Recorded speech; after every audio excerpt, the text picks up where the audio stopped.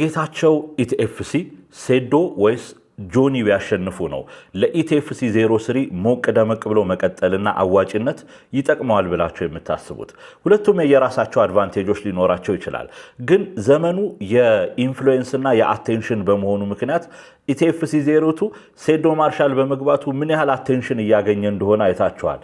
እንዲሸነፍ በሚፈልጉትም እንዲያሸንፍ በሚፈልጉትም ምክንያት ኢቲኤፍሲ 02 እንዴት እያበደ እንደሆነ እያያችሁት ነው።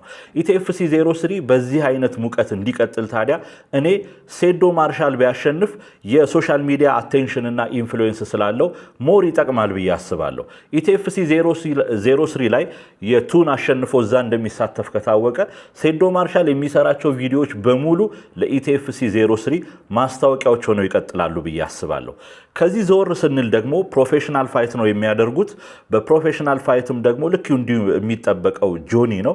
ጆኒም ደግሞ ቢያሸንፍ ከዚህ በኋላ ምናልባት ከፕሮፌሽናል ፋይተርነት በተጨማሪ የሶሻል ሚዲያ ኢንፍሉዌንሰርነት እያስፈለገው ሊመጣ ይችላል ፋይቱ። ግን ደግሞ ቀጣዮቹ ፋይተሮች ልክ እንደ ሴዶ ኢንፍሉዌንሻል ወይም ደግሞ የሶሻል ሚዲያ ኢንፍሉዌንሰር ሆነው ላይመጡ ስለሚችሉ ሞቅታውና ደማቅነቱ ላይ ትንሽ ጥያቄ አለኝ ብዬ አስባለሁ።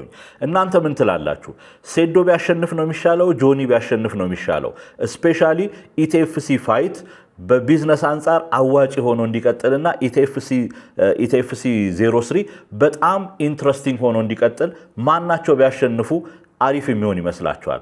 ሐሳባችሁን ኮሜንት ላይ ሼር አድርጉኝ።